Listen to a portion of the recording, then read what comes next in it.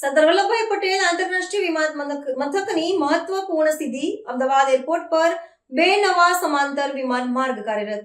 Ahmedabad international airport limited સંચાલિત સરદાર વલ્લભભાઈ પટેલ આંતરરાષ્ટ્રીય વિમાન મથક દ્વારા 2 નવા સમાંતર વિમાન માર્ગો રોમિયો આર અને રોમિયો 1R1 નો વિમાન સંચાલન માટે ખુલ્લો મૂકવાની એક મહત્વપૂર્ણ સિદ્ધિ હાંસલ કરવામાં આવી છે। કોડ C શ્રેણીના વિમાનો માટે તૈયાર કરાયેલા વિમાન માર્ગો એરપોર્ટની કાર્યક્ષમતા, સલામતી અને સૌથી અગત્યનું રનવેની ક્ષમતામાં નોંધપાત્ર વધારો કરશે।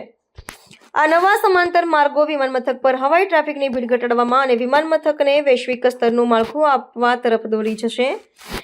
આ વિમાન માર્ગોના ઉમેરાથી વિમાનોને રનવે પર પાછળની તરફ ફરવાની બેકટ્રેક જરૂરિયાત દૂર થશે, જેનાથી દરેક ઉડ્ડયન દરમિયાન રનવે રોકાણ સમયમાં ઘટાડો થશે। 1126 મીટરની લંબાઈ ધરાવતો ટેક્સીવે આર હાલના કોડ E વિમાન માર્ગ સાથે જોડાય છે અને ટેક્સીવે R1 તેને સીધો રનવે 523 સાથે જોડે છે, જે વ્યસ્ત સમય દરમિયાન વિમાનોના પ્રવાહને સરળ બનાવશે। અમદાવાદમાં કાર્યરત કુલ ટ્રાફિકના 95% હિસ્સો ધરાવતા A320 અને B737 જેવા કોડ C વિમાનો આ નવા માર્ગનો ઉપયોગ કરી શકશે।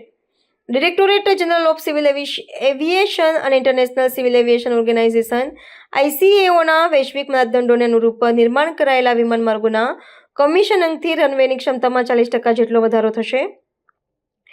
અગાઉ પ્રતિ કલાક 20 વિમાન અવરજવર ATMની ક્ષમતા હતી, જે હવે વધીને પ્રતિ કલાક 28 વિમાન અવરજવર થઈ જશે। આ સુવિધા મુસાફરો માટે વિમાનના સમયપાલન અને પ્રવાસના સુનિશ્ચિતતામાં સુધારો કરશે, તેમજ એરલાઇન્સ માટે ઇંધણનો વપરાશ અને ઉત્સર્જન ઘટાડવામાં મદદરૂપ થશે।